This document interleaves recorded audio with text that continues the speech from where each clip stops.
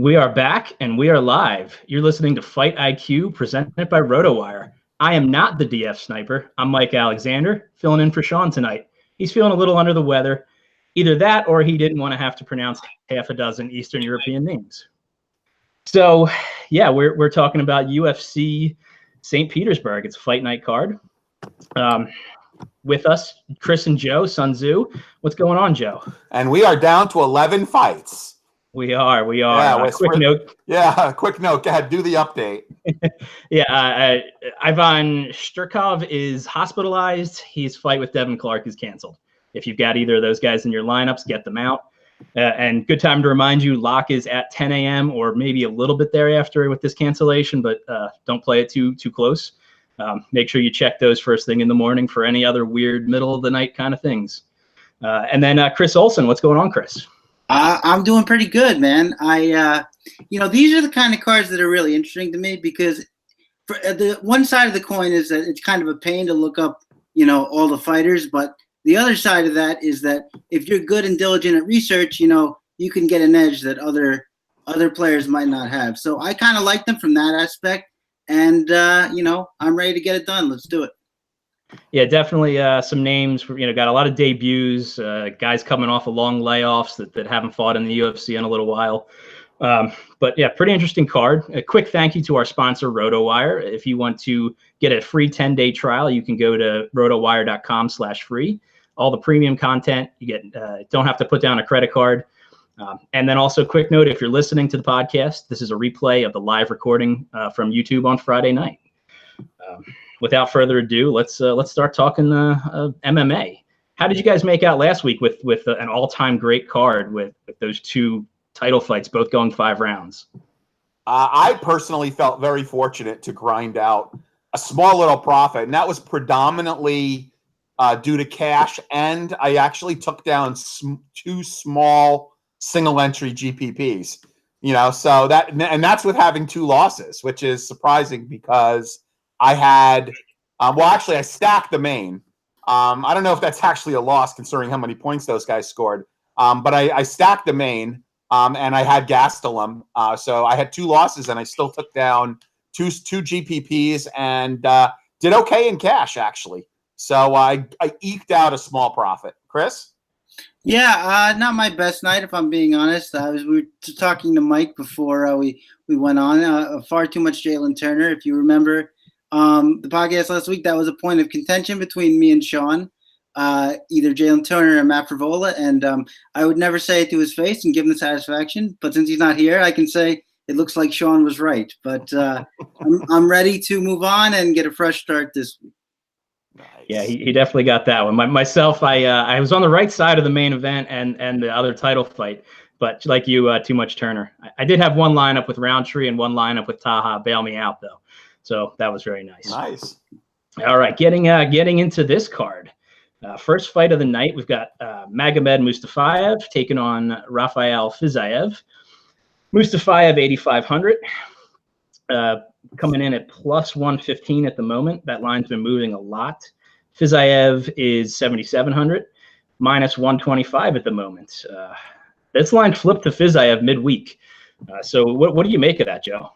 Yeah, I mean, you always wonder when you see Russian fighters and you see a line flip. It almost makes you think that somebody might know something when you see money come in to flip a line. And that's one thing just generally on this card is people should pay attention right up until lineup lock, massive line moves. Because, I don't want to make too big a deal out of it. And I'm not a conspiracy theorist that says, oh, because it's in Russia, that means fights are going to be fixed. But information maybe doesn't flow as freely as it might in the West. So I would certainly pay attention to big line moves. And if you see money coming in very heavy, like case in point is the last Russia card, a ton of late money came in on Oleksiejczuk against Mark Hunt. And no one could figure out why. Well, obviously somebody knew something. Either Hunt was not feeling well or something was going on. But obviously, that late money that came in on Olenek was right. So pay attention, especially on this card, to any late money causing line moves. Agreed there. Chris, what's your take on this one? Yeah, I think that this prospect coming in is somebody I really like. I think he's got really good leg kicks. You know who he reminds me of? He sort of reminds me of a Marcin Prachnio, who's a lot better at defense. So I like him in that respect. He's got real good leg kicks, as I said. He's very explosive.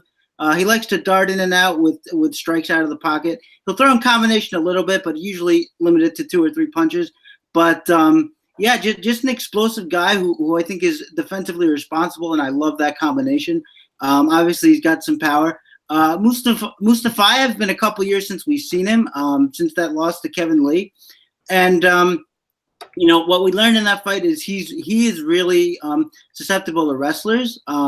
His opponent this time isn't much of a wrestler, although he's pretty good on the ground. He's got good top control. He floats on his opponent pretty well. I think that what's most interesting to me in this fight is both of these guys are going to try to overwhelm the other one. So it's going to be really interesting to see who gets that forward pressure off first. What I think is going to happen is I think that Mustafaev isn't quite as technical with his strikes or strike selection as his opponent is. And I think that's going to really be the difference here. I think he's going to get broken down. And I think this is going to be a stoppage one way or the other. I'm gonna go out and probably say submission. I think it gets to the ground in some way, and a sub happens. So I'm gonna be looking heavily at this fight, and I'm going for the debutant. I'm with you there too, Chris. I mean, it makes you wonder. Like, he loses to Kevin Lee and then takes 2.5 years off. Like, how does one support themselves when if they're a fighter and they don't fight for 2.5 years? So. Right. That tells me if you could afford to take 2.5 years off, you probably have an alternative career.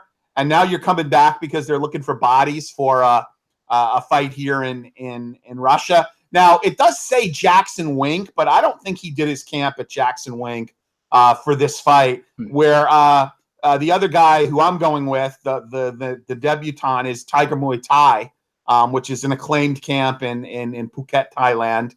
I know it well. Been there many times. Not Tiger Muay Thai, but Phuket. I'm going to go with the debutant. I'm going to take advantage of the line flip. And obviously, this is one of the fights where there's really good line value on DraftKings. I expect him to be very highly owned at 7.7K. I expect him to be very highly owned. Yeah, that's my only concern here is the odds value. He's one of the few. He's a nice fit in any lineup, so he's going to be popular. And being a Muay Thai practitioner, he's going to want to get off with volume against Mustafaev, who's got some kicks that can thump. So there's a little bit of concern there for going overweight on. Oh no, I'm with you. And if I was going to make I think this guy more than Martin Prachnio, this guy reminds me more of like a Tasmanov, who's currently serving a USADA suspension, which is why we don't see him on this card.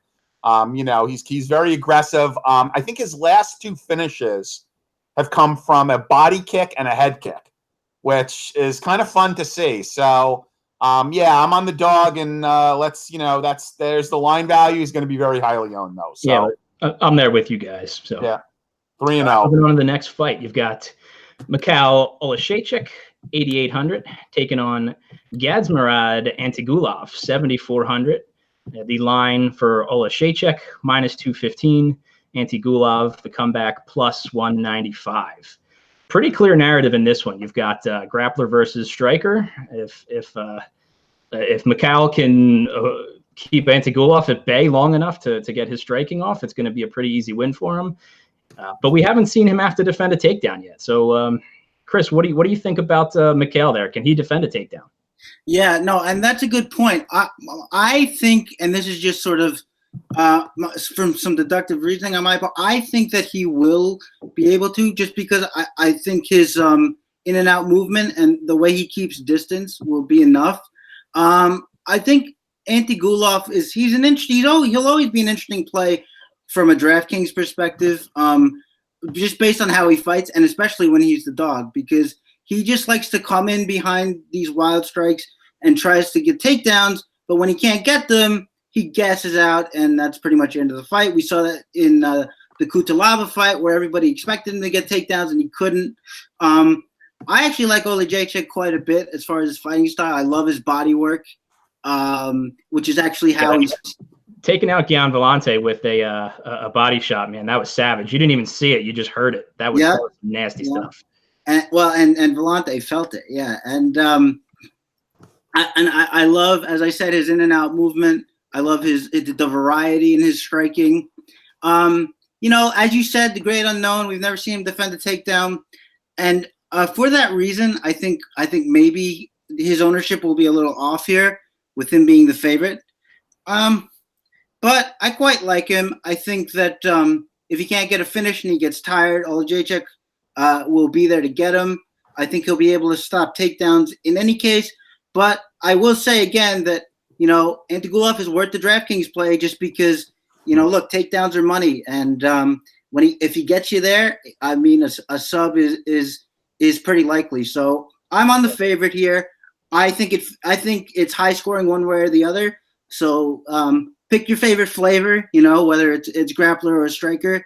And I think be heavily invested in this fight one way or the other. Yeah, great fight to target. Joe, what kind of mix are you going to have with your heavy builds? Yeah, so Antigulov has got 1 round of cardio, right? He's a pure GPP play. So he's worth a shot in multi-entry. I mean, 20 lineups. I mean, I would certainly have no more than 1 or 2 in 20 lineups. Antigulov, if you're going to max the dollar for 150, or if you have bankroll to max the 15 for 150, I would certainly say no more than 3 to 5%. Antigulov. I'm with Chris. I do like the poll quite a bit here. I do think he will fend off the takedowns. He's 24 years old. He could have a future at 205. That was very impressive the way he finished Vellante. He was a bit of a meathead, but that's okay. So I am, again, this is kind of boring.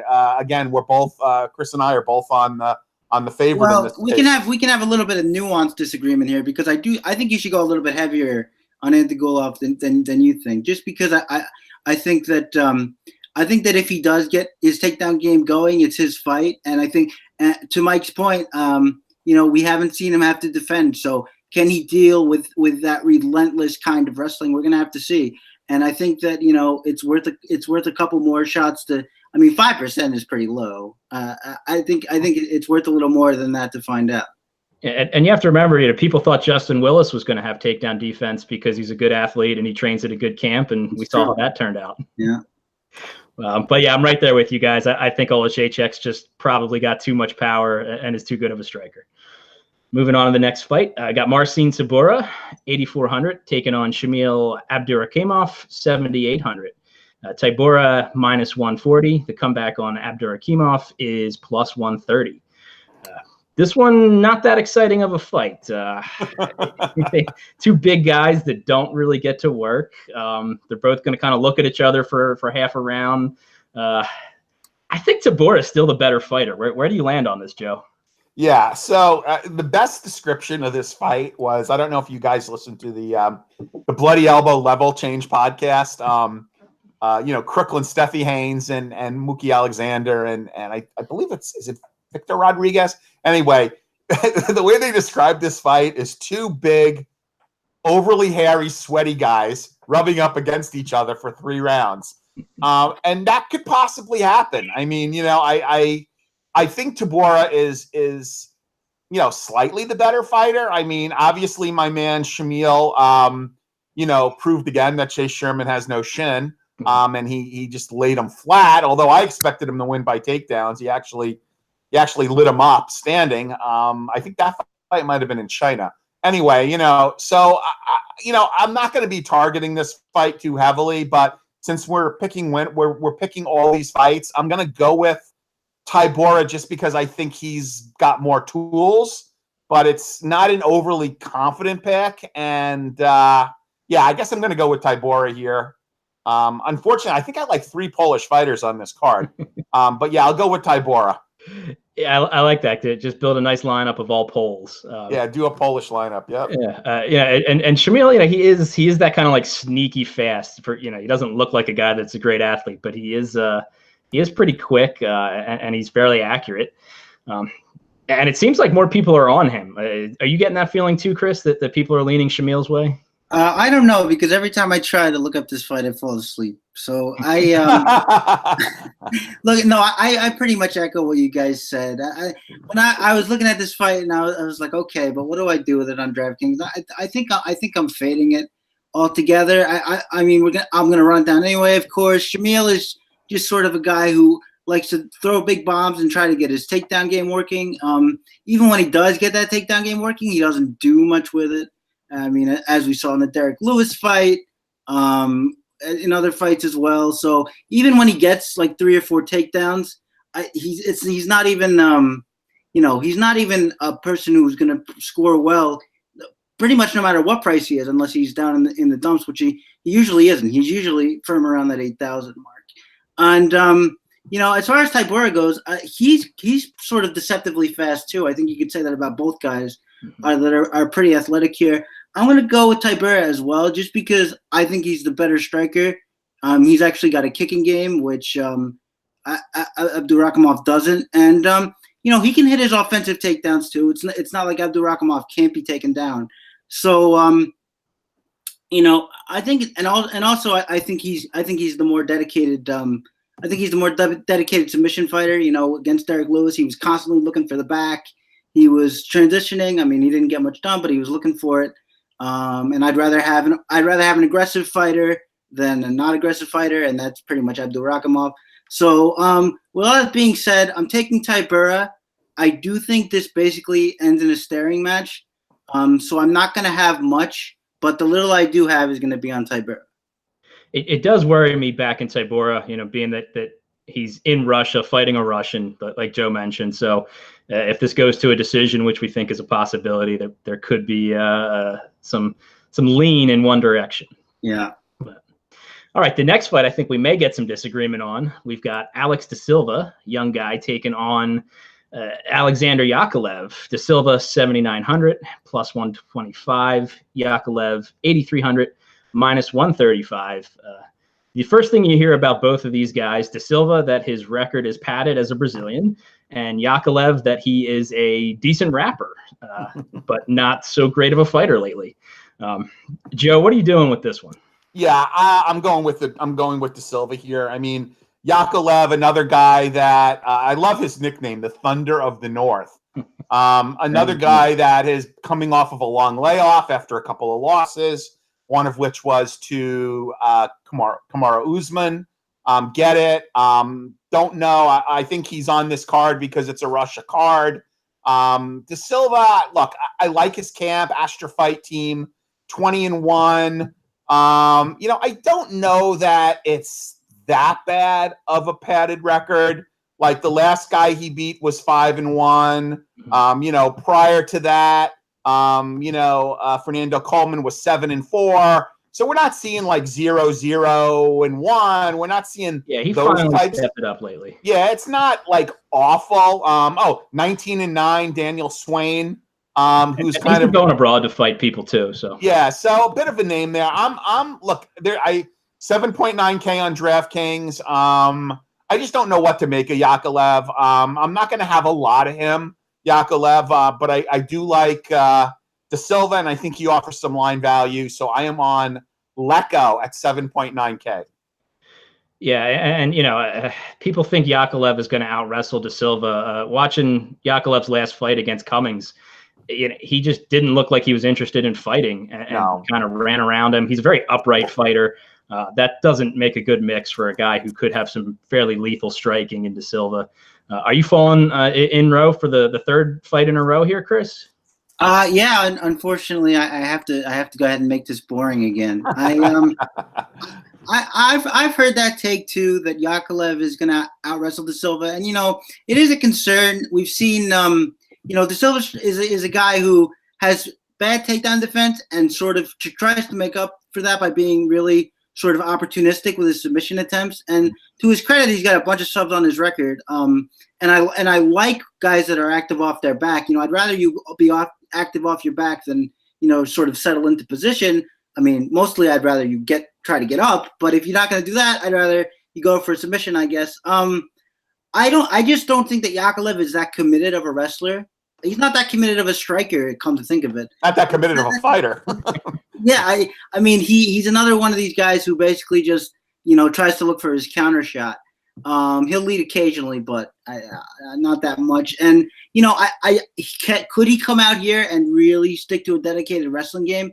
Sure. And for that reason, I think you should have some of him. But, I mean, this is a guy who's, it's been a while, but he's got it's not been a while since he's been subbed totally, but a lot of his subs come earlier in his career. But they account for 4 of his 8 losses. 3 of them are arm bars. Armbar is something that you go for when you're on your back. So, I kind of like that aspect of it. And I just think, in the striking, it's another universe. De Silva's another guy who's got really good, really thunderous leg kicks. He can throw in combination a little bit. So overall, I like the dog here. The wrestling game of Yakovlev does give me a little bit of concern, but overall, I think I have more faith that De Silva is actually going to be an active fighter. And we need guys who are going to put up points, so I'm going De Silva. Yeah, that's a good point there, Chris. If Yakovlev wins, unless it's a really heavily wrestling-based fight, he's not going to probably pay very well. Okay, moving on, we've got Sultan Aliev, 8,000 even, taking on Keita Nakamura, 8,200. Aliev plus 100 at the moment, and Kitaro minus 110. Another one of 2 guys it's tough to make heads and tails of this fight. So, Chris, go ahead and try. Yeah, I'm sorry, I got distracted here. Posted in chat is a Yakovlev freestyle. So if you guys want to check that out, you can go for it here. I'm sorry. Were we talking about MMA? I'm sorry. Yeah, your take on Kitaro Aliev. Yeah, sure. So, unfortunately, this is another fight that's probably going to be a little bit of a snoozer. Probably because both of these guys are kind of counter fighters. To Nakamura's credit, he did come forward a lot more in his last fight. But generally, what he tries to do is just back himself against the fence and use his kicking game. He's got power, of course. He's got subs on his record. I think the last one we saw though was Kyle Nope at the end of the second round buzzer beater. So that's a long time ago now. And as far as Sultan Aliev goes, he's another wrestler, grappler who doesn't wrestle frequently enough and doesn't really go for subs. So it's another one of these weird kind of fights. I guess I would go for Nakamura just because I trust him as the better striker, and I think he's a little bit more of a finisher. If it goes to the ground, I think he's probably going to have the advantage there. But again, this is another fight where I'm kind of at a loss, and for these 2 prices, so close and both in the 8,000 range, this might be another one to skip. But as far as the pick goes, I'm going Nakamura. We're running out of fights to roster. What do you got, Joe? Wow. So, first of all, Sultan Aliev, give me a little latitude here. Think Luke Rockhold without having the Western dentistry and couldn't find a body waxer. And that's Sultan Aliev. So, I don't know what to do with this fight, man. Nakamura, I don't think he's ever scored more than 60 points in a win or something, horrendous like that. Sultan Aliev, losses to, is coming off of, a couple of losses. Granted, they were close. He lost to Wally Alves. He had a split decision win over Serbian Steel. Lost to Kenny Roberson. Has been in the UFC for over 4 years and has only had 3 fights. I'm sorry, I find that amusing. 4 years, 3 fights. Again, another guy, I'm not sure how he's supporting his family. I am just going to give the slightest of leans to Aliev for no other reason than he's local and he's fighting at home. These guys are both the same age. Obviously, Nakamura has got more experience, is better on the ground. I should probably pick him to win, but something tells me that, this could be an ugly split decision win for Aliev where he scores, like 49 points like Dwight Grant did last week. I'm not gonna have a lot of exposure to this fight, very little as a matter of fact, but I will pick Sultan Aliev. Yeah, a lot of these guys' phones tend to ring only when the UFC comes to Russia. Right, exactly. I'm going to go with Aliev as well. I just don't see Nakamura being able to get to Aliev's back easily because he kind of lets people take him down, and he's got to work off of his back. And I agree, it's probably a bit of a lay and pray, but Aliev at home, another decision that could lean his way. Next fight on the card, Movsar Evloev, 9,100, and Seung Choi, 7,100. You've got minus 330 on Evloev and Choi at plus 300 on the comeback. Both of these guys have held regional belts recently. They're making their debuts. You've got Evloev, the wrestler, Choi, the striker. Who are you going to back in this one, Joe? Joe, did I lose you? I think we lost Joe. Oh, all right. Then we'll go to Chris. All right. Winning by default is my favorite way to win. I really like Evloev here. I think that, I commented on Twitter earlier today. I get exhausted watching this guy fight.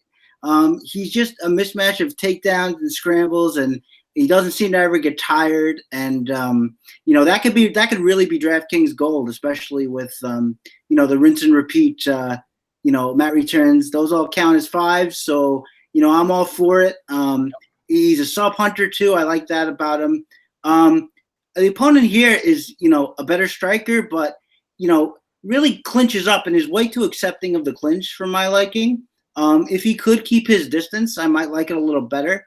He's got good kicks. He's got length, but he doesn't really use it, as I said.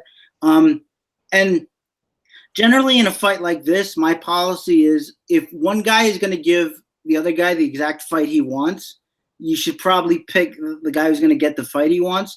And here I think it's Evloev who's going to, stay connected pretty much the entire fight and pretty much impose his will. And I like him for a big score to pay off that salary here. Yeah, that seems to be the sentiment with most people. Evloev is going to get this fight where he wants it. He's going to control it. I don't think I can disagree there. It does concern me a little bit that both of these guys are debuting and we're leaning so hard to one of them. It shouldn't surprise us if Choi comes out and shows some pretty good striking because he's got some thump. And could definitely catch Evloev and. At 7,100, that would be on the winning lineup almost certainly. So is this one of those fights for you where you're just going to go the dog to fade the field here for a leverage play? You think that's a good spot here? It depends on how many you're building. I think with 20 lineups, probably 3 or 4 is a smart bet. No more than that, just to be different because with this card. Like I said, we're down to 11 fights. We've got a lot of really kind of one-sided narratives. The crowd is going to be shoehorned into some very specific builds. Yeah. Just to go against it makes a lot of sense, even if it feels contrary to what your instinct is. And this is one of those spots. You can see a narrative for Choi. Not that it's a great one, but it may pay off to have a few lineups with him. Yeah, no, I agree with that, and I think you make great points about the fact that we lose a fight here, and especially the fact that as we said in the beginning, a lot of people aren't really going to know a ton about a lot of the fighters on this card. So I think they're more apt to go with the prevailing narrative than if they know a lot of the fighters, maybe they're more comfortable stepping out. But in a card like this, maybe they'll try to stay home more. So I think you're right. On a card like this. I think, playing those dogs, especially when we don't know a whole lot about either of them, I think it could really be a slate breaker if it comes in. For sure. I guess we'll just soldier on without Joe here. Yeah, I thought when he dropped out, he might be on his way back, but we'll make do. Let's get it going. We'll keep our fingers crossed, see if we can get him reconnected. Yeah. But coming up to it, I'm really excited about this next fight. You've got Krzysztof Jotko 8,600, taking on Alen Amedovski, 7,600. Jotko minus 175. There we And go. I'm back. I don't know what happened. Everything froze up. We got Joe back just in time. You can give us your Evloev Choi take before we move on. Evloev. Brett Apley, my good friend, is he is as high on this fighter debuting as any prospects. So he's big on Evloev, which is enough for me. I would have liked him anyway, but I'm going to be pretty heavy on him for this fight. Yeah, I'm there with you, but I was saying to Chris, on a card that's this, there's very specific narratives where we're kind of getting going to have a lot of similar builds. It makes sense to me, at least, to fit in some Choi, even though.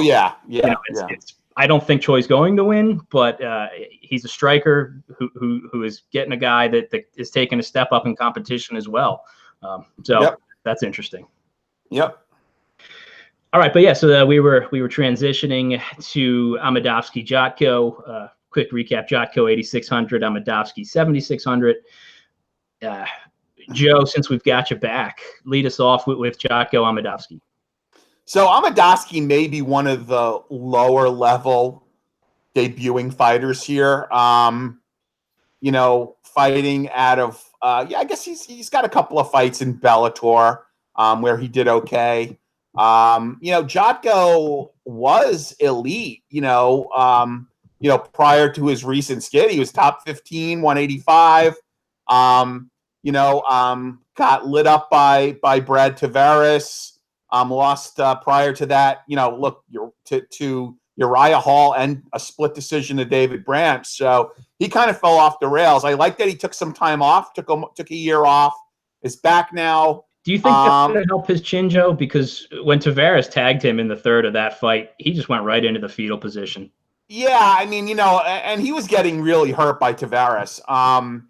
That fight, by the way, got Tavares a new contract. I think taking the year off I think sometimes you get these guys that get lit up and they don't take enough time off. So I like that he took some time off here. It's interesting,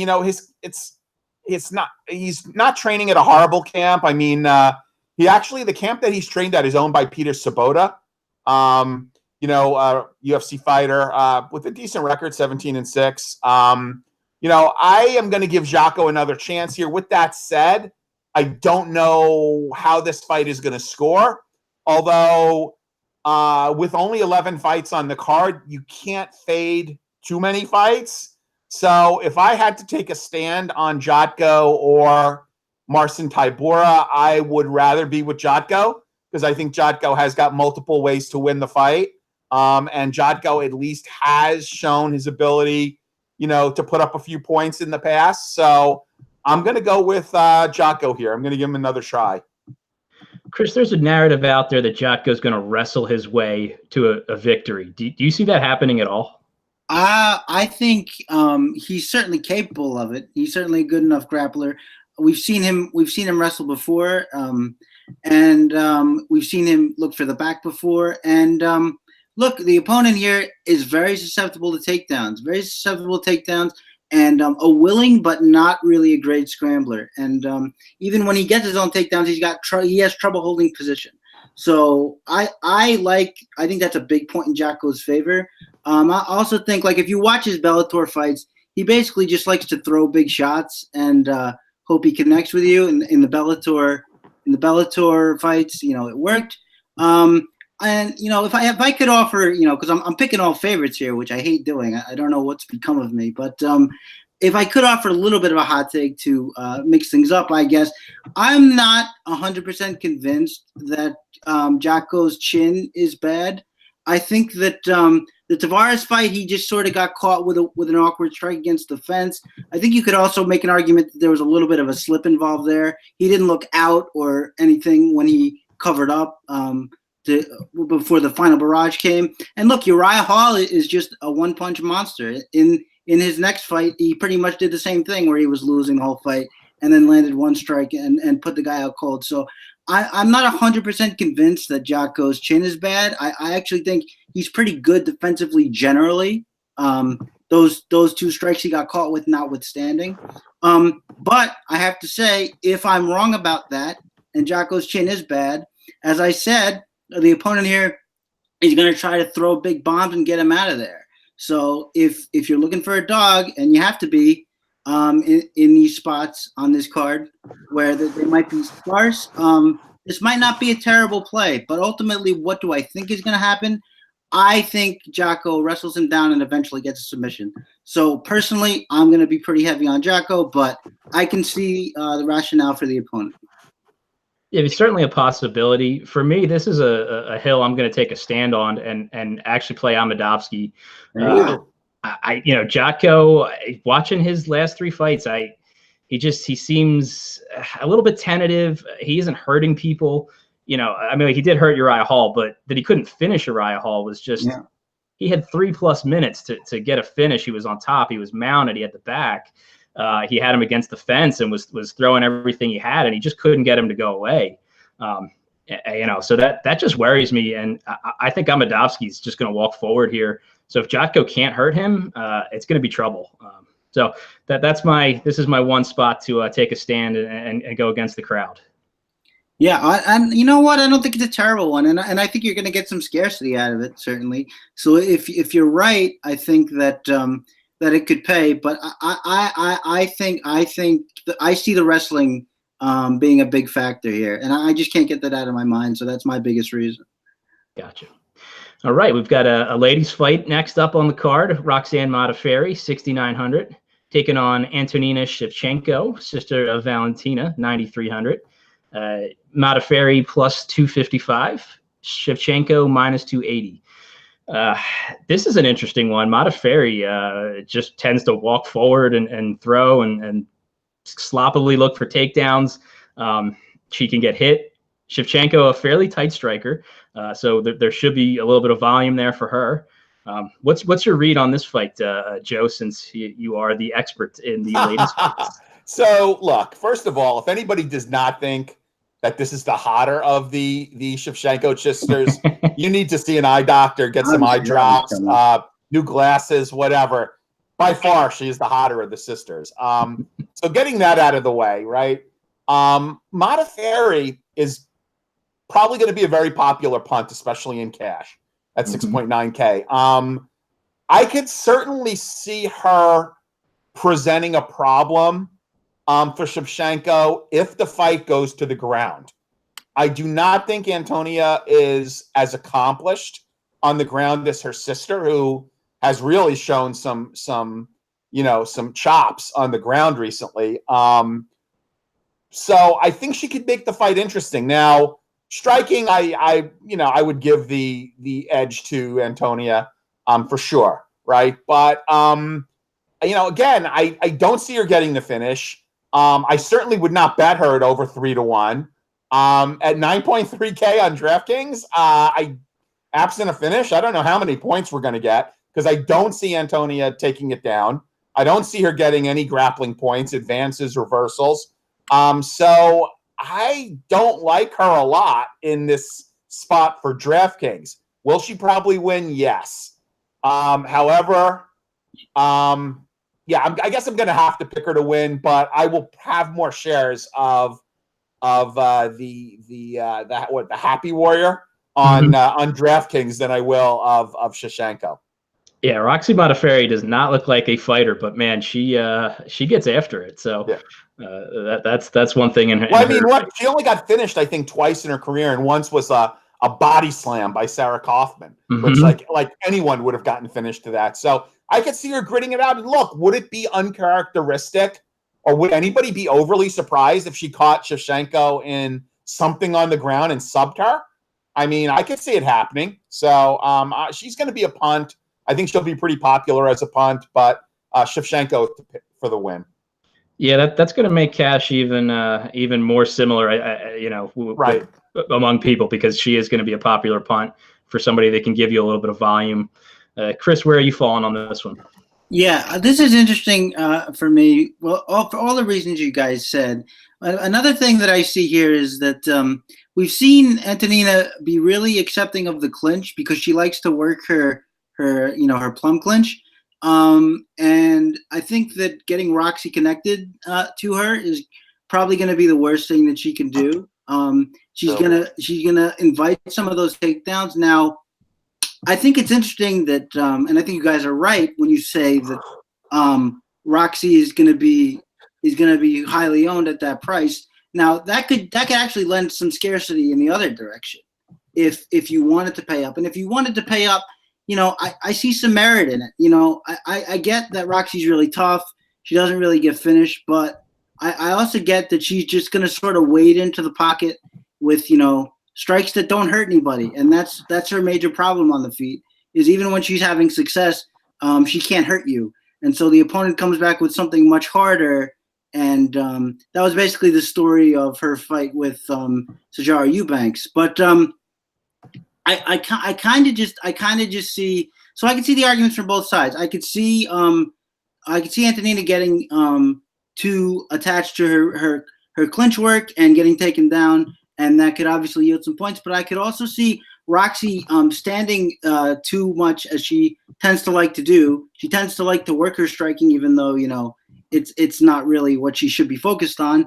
And that's the danger zone, especially if she's going to be out in kicking range. I mean, yeah, she doesn't get finished a lot, but she also doesn't get head kicked by what Antonia could do to her a lot either. So I think that a finish from either isn't out of the question here, which makes this a pretty live fight on both sides. I agree with having Roxy as the punt, but I also agree she's going to be popular. So if you want to do like a contrarian pay up, I think this is a decent spot for it.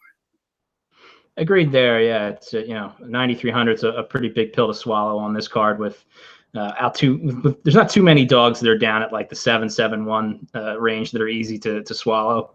But yeah, I'll take Shevchenko, and as Dan Levy mentioned on his pod, she's not on this card to take an L. She's here for a W. So next fight was the canceled fight between Shturkov and Clark. So we're moving on to Sergey Pavlovich, 9,200, taking on Marcelo Golm, 7K even. Pavlovich minus 240, Golm plus 220. Both of these guys coming off of losses. Golm is fighting for his UFC life. He has not looked very good inside the octagon. Pavlovich was an up-and-comer, but made a debut against Overeem, which is a weird guy to debut against, and just got his butt handed to him. Chris, who are you backing out of our second heavyweight fight of the card? Marcelo Golm as a prospect coming up. He destroyed Joachim Christensen, but most people do. So no, Christian Colombo. Oh, Christian Colombo. I'm sorry. Yeah, that's right. Joachim Christensen is somebody else. But I think that he's really been done a disservice, or his style has, by his last two fights, which were Arjun Buller and Tim Johnson, before he skipped over to Bellator, because those are guys that are grinders up against the fence, wrestlers. Johnson in particular is a grinder up against the fence. Arjun Buller is more of a takedown guy, but either way, it was tough for Golm to get his own striking and wrestling game working. We know he's got a good BJJ top game, and I sort of like his striking. He can work behind a jab a little bit. He's got really nice leg kicks. He can throw in combinations. So I think he's a pretty put together striker. And I think he's got a pretty good BJJ game. And, as we say, we're looking for dogs. And, at this price, I really think, like I commented when we were doing the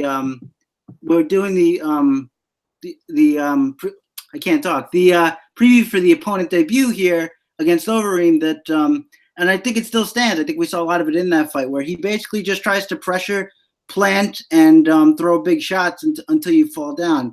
But I do think he's going to be more susceptible to wrestling than Golm's last two opponents, and I like that about it here. I do think the pressure might be able to get to him, but I don't think he's going to be able to wall install and impose his will as readily as those guys. So I like Golm here as sort of a dog if we're looking for him.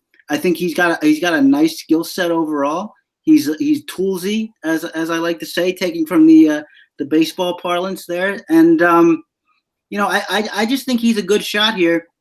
especially we just saw what Overeem did to him when he was on his back. So, all things considered, I think 7,000 is a good price, and I'm taking a few shots on Golem here. Yeah, it's hard to dislike any heavyweight at 7K. Joe, we've got another Brazilian coming to Russia. Is he here just to get the Russian back in the win column? Yeah, absolutely. I couldn't disagree more with Chris. I mean, first of all, Pavlovich did not debut against Alistair Overeem. He debuted against Alistair Overeem as a -130 favorite. There has been a sizable investment made by the UFC in this guy. He was 20-0 coming into that fight, master of Sambo. I have to believe they're serving up Golem here on a silver platter to get Pavlovich back into the win column here. They could be, but that doesn't always work out. No, I get it. I understand that. I've seen stranger matchmaking. But I have to believe that this is Pavlovich's fight to win. As with most heavyweight fights, it's probably a good fight to target. I will have shares of both guys, but if you're asking me to pick a winner, I'm going to pick Pavlovich. How heavy on Pavlovich will you be, Joe? He's not going to be one of my top tier favorite guys. I mean, there are other people I like at his price point. Well, again, there's not much room to maneuver now with only 11 fights. So he's not going to be one of my primary guys, but I do like him. I mean, again, I'm bad at ownership. So, what do you think ownership's going to be on Pavlovich? 30%? Okay, I was going to say 30%. Oh, wow. Really? See, I don't see it that high. See, I will be at that or under. Yeah. I certainly won't be over. Yeah, I mean, my concern with Pavlovich is when he got in there with Overeem and he couldn't just bully his opponent, he looked confused and didn't know where to go. Golem is definitely not Overeem. He may not present quite the challenge, but I do have some concern for a guy that kind of has probably come up and been the better fighter every single time he's gotten into the cage. But yeah, I said this during the last review too. Some of these M1 global guys that come in here with these 18-1, 19-0 records, I don't really like the looks of them. I mean, this guy looks all right, but like you said, it looks like he's basically bullied everyone he's ever fought. Guys like Alexei Kunchenko, who came in here, I believe 18-0, hasn't looked that great. So I question sort of the caliber of their unbeatable fighters. I think when they get here, they tend to look a lot more human, and I'm kind of expecting that here as well. All right, we're on to the co-main. Islam Makhachev, 9,400, taking on Armen Sarukian, 6,800. Makhachev -290, Sarukian +260. Joe, explain to me why Sarukian is debuting in a co-main against Islam Makhachev. It's really weird, unless obviously there's some narrative around Islam Makhachev. I mean, I don't know if he could get a visa now to fight in the U.S., which is going to be interesting. Means he's going to fight once every 2 years. Mm-hmm. Yeah, I mean, obviously Khabib's right-hand man, cooks all his meals. I don't get it. I mean, I don't know why. I've heard very, very good things about, his opponent. Against why they're throwing this guy up against Makhachev, I don't know. It doesn't make any sense to me. It seems like they're trying to get Makhachev a win. This is another one that could backfire because this guy is actually pretty good. I think it's worth having a share. If they were trying to get Makhachev a win, there's better fighters to do it against. I guess, but I mean, putting him on a co-main, throwing him up against someone fairly acclaimed, but who he's just a little bit better at everywhere. Like he's a better grappler, he's a better wrestler, he's a better striker, but not by a lot, which is look, I would like to see this, obviously his opponent debut against somebody else. I guess they just didn't want to feed him a total fish. But it's interesting. I like Makhachev. I mean, he's been really good on DraftKings, I have to say. I mean, if you look at his point totals, let me under 100. Yeah, exactly. I mean, I was just going to pull him up. I mean, look at his last three fights: 105, 102, 113. Only 87 against Chris Wade. Of course, he lost to Adrian Martins, he only got 2 points, but he got 110 against Kuntz. So I mean, this guy is really got quite the average. Going to be popular in cash, going to be popular in GPPs. I'd say, look, if you want to take a flyer on Taz, I don't even want to try to pronounce it. Sound it out. You got it. If you want to take a flyer on him and GPPs, why not? I certainly would not, touch it in cash. One other thing to note is I believe, let me just double check this real quick. I believe he is fighting out of Armenia, I think, where obviously Islam Makhachev is is definitely a Dagestani product. There are definitely differences for those people that don't realize, Russia is made up of many, or the former Soviet Union was made up of many different countries. So it's like to say these guys are both Russian is not exactly right.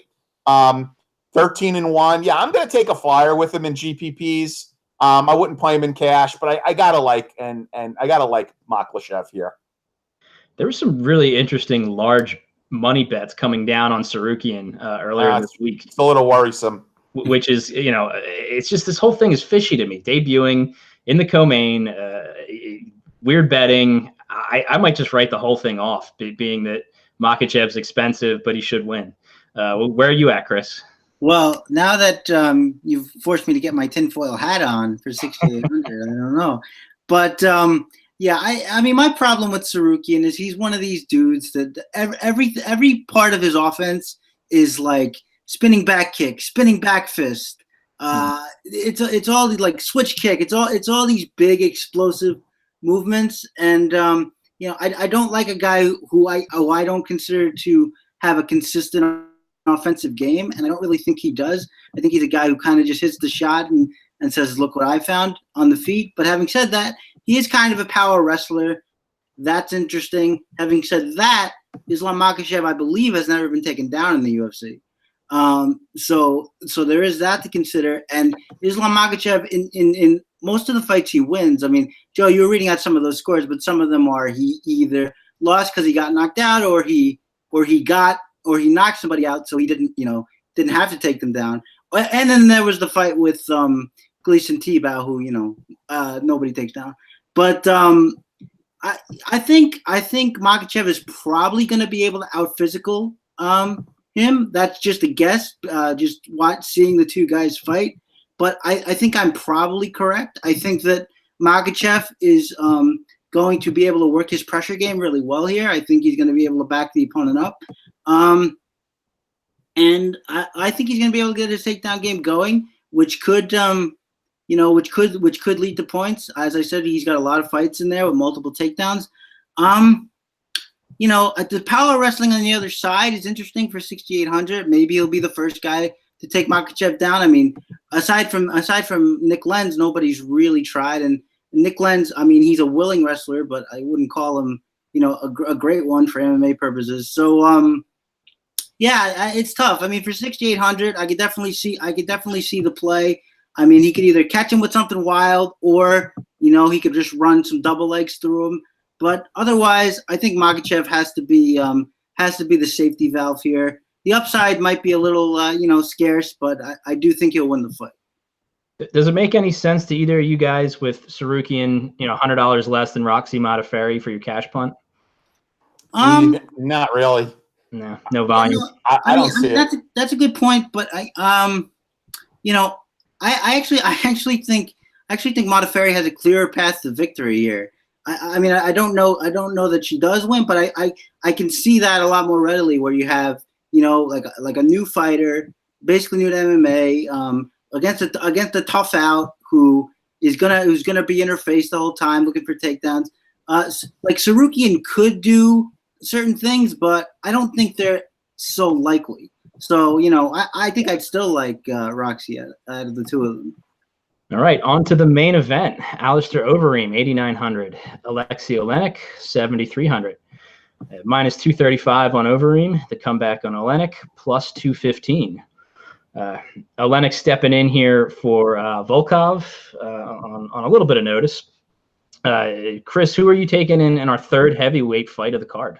Well, Mike, I mean, I don't know how intently or ardently you listen to the show, but if you have caught it when we do Oleksiy Oleinik fights, you will know that Oleksiy Oleinik is one of my favorite fighters in the UFC. So if you're expecting me to pick against him, you're gonna be disappointed, I think. I will not be picking against him here. Actually, I did pick against him for Curtis Blades. So sometimes it's so overwhelming that the rationality just has to take over. But in this case, I think you can actually make a decent case for Oleinik. I think that look, I've said this before about Overeem. There aren't a lot of fighters like I tend to think that the bad chin moniker that a lot of fighters get are overblown. I actually don't think as many fighters have bad chins as a lot of people. Everybody has a bad chin against Ngannou. Well, that's true. Yeah, of course. And that's my other favorite thing when somebody like Corey Anderson took that head kick from OSP and they were like, see the chin. And it's like, dude, who wouldn't get knocked out by that? But yeah. Yeah, so there are definitely those guys who, chins don't matter. But I say that to say that Overeem is actually one of the few guys in the division, or in the UFC, I should say, whose chin I am worried about. And I would actually say he fights like he has a bad chin. And what I mean by that is that you can tell he's very, these days he's very worried about getting hit. And every time he does get hit, I kind of cringe a little bit. Because it doesn't look like he takes that damage well. Now, in his last fight that we were just talking about, he actually came forward a little bit more than we'd seen in recent fights, which surprised me and is interesting. I mean, if he comes forward against Oleinik, I think you said it before, Mike, that Oleinik is hittable. There's no denying that. But, Oleinik is a wrestler who's going to try to take him down. And that being the case, we could see the style that Overeem used a few fights before that in a row, which was, hands down, sort of stalking and looking to land big shots from the outside. And if he does that, I think that Oleinik is going to have a pretty decent window to get in there and look for his takedowns. Against Curtis Blades, he had basically just relegated himself to landing knees on the way in, which could be great if they work, but if not, you've basically just given up a takedown. And I think that he actually hit Curtis Blades with one of those knees and still couldn't finish him, which is either a testament to Blades' chin or Overeem's power at this point, or both. But I think that a guy like Oleinik, I actually think he's made some subtle striking improvements since he first came in, which is not something you usually say about like a mid-30s, early 40s heavyweight. But I like his work in the clinch. He does a lot of body work in the clinch, which I really like. He's got a deceptively long reach for how tall he is. I think he's got an 80-inch reach. So he clips a lot of guys with those winging hooks that maybe they wouldn't expect. And he's got some power. And if he touches the Overeem chin with one, I think it's going to blow up like a Ford Pinto.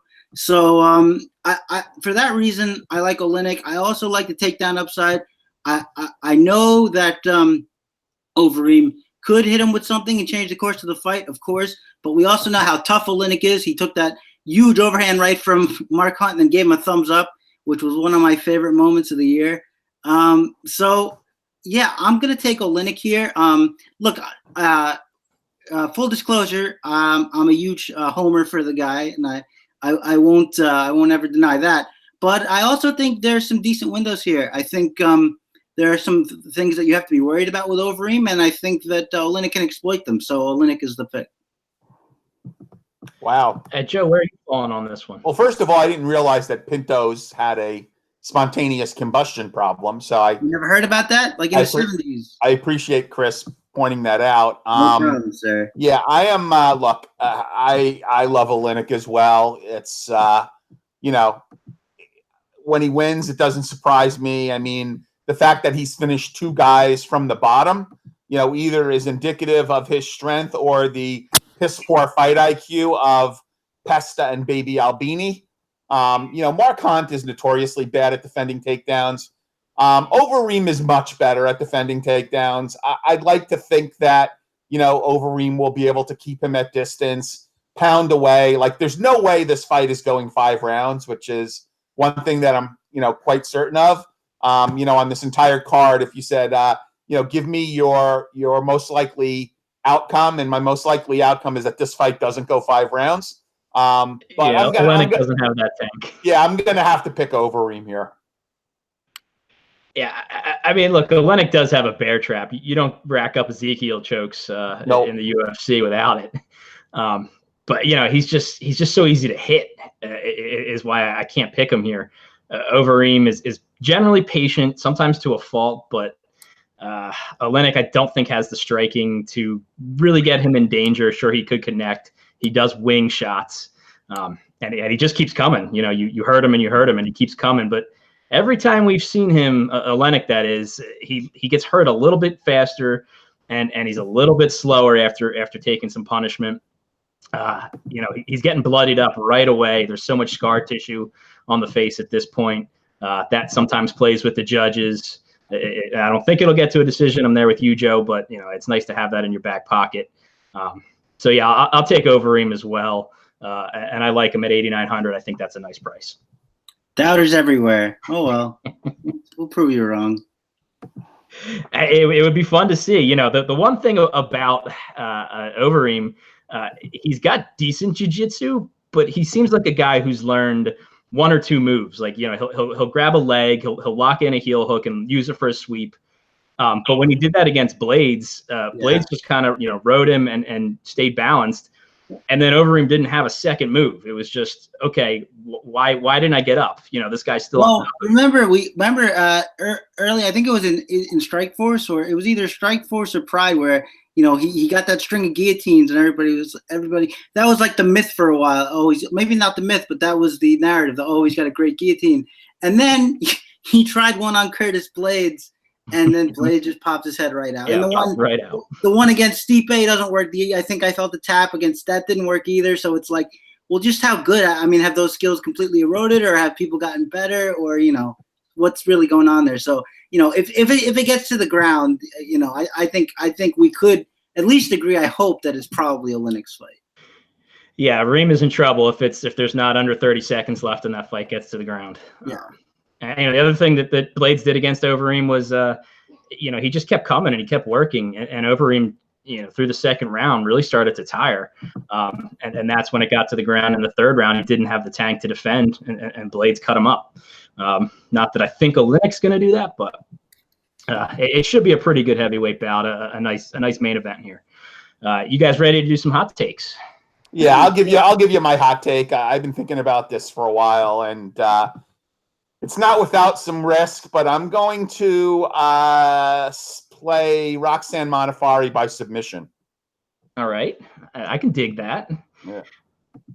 All right, well, we're gonna go 2 submissions on this card. I think that Joe kind of, I won't say he took the easy route, but I think that a lot of people are sort of banking on Modafferi for that, but we won't rake him over the coals too much. However, my submission pick I think is a little bit harder, because I'm going Marcelo Gom by submission. Wow.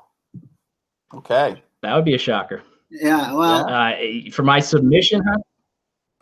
Go ahead, Chris. No, I was just gonna say, I like him hot. So there you go. Yeah. My submission hot take would be Alex de Silva by submission. Oh, there you go. Yeah. I like it. And then I'll throw one more at you. Amedovski wins by knockout in the first minute. Well, if it does happen, I think that's how it's going to go. So. It's either that or he's toast. Right, yeah. Awesome. I'm disappointed in you, Chad. I don't see any. Come on, somebody throw one up there. Where's go. Where's John Church? Man? I know. Where's Automatic? Our regulars are lagging behind. Yeah. No, give me something. Come on. I know you're here. We're going to vamp for these guys. 10. I'm going to count to 3. Hot take: at least one fighter gets banned for fixing by the end of the year. That's a rolling hot take. We could keep that. We could keep that in the memory bank for you if you want. Yeah, not in Russia. Well, they're not getting caught in Russia. No, that's exactly right. All right, guys, we're gonna close them down. That's going once, going twice. All right, you missed your chance. Oh, Next week in Brazil, baby. Got Vince saying somebody gets popped for PEDs. Well, the guy who was most likely for that just got taken off the card. So yeah, I think somebody had commented that he saw USADA at the weigh-ins and got sick. Yeah, that's a good one. I like it. I like it. Yeah, he's a Hulk of a man, hence the nickname. But yeah, thanks for having me on, guys. Thanks to Sean for letting me sit in his chair. I hope you guys enjoyed it. Thanks to RotoWire, the sponsor of the podcast. You guys have any closing thoughts? No, I just want to say, Mike, thanks so much for doing this. We got you on crazy short notice, and my directions were a little bit jumbled at times, but you followed through perfectly. You did a great job, and thanks so much for doing this. Yeah, ditto from me, Mike. Nice to meet you. We'll do this again sometime. It seems like Sean has these maladies a lot, so I'm just giving you a hard time, Sean. In any case, let's be careful with this card. We're down to 11 fights. There is still money to be made. Bet with your head and not over it. And I just got to say, VB says Nakamura by sub. So we did get a hot take in there. There you go. Okay, I could see that. Yeah. Yeah, I'd say that's fairly hot because I don't think he's got a great shot at it. Well, I mean, when was the last sub? I think was 3 years ago. And before that, who knows? So yep. We'll take it. All right, guys. Good luck this weekend. Remember, the lock is at 10 a.m. tomorrow. It's very early. And gonna start working on finishing my lineups up now. That's right. Yep. All right, Chris, play us out. All right, guys. That's gonna be it for us. Tune in next week and every week. We appreciate it. Hit the like button. Subscribe to the RotoWire channel if you haven't already. And I'll be up nice and early with a cup of coffee for the fights. Eben, Gleben, Glaben, Globen.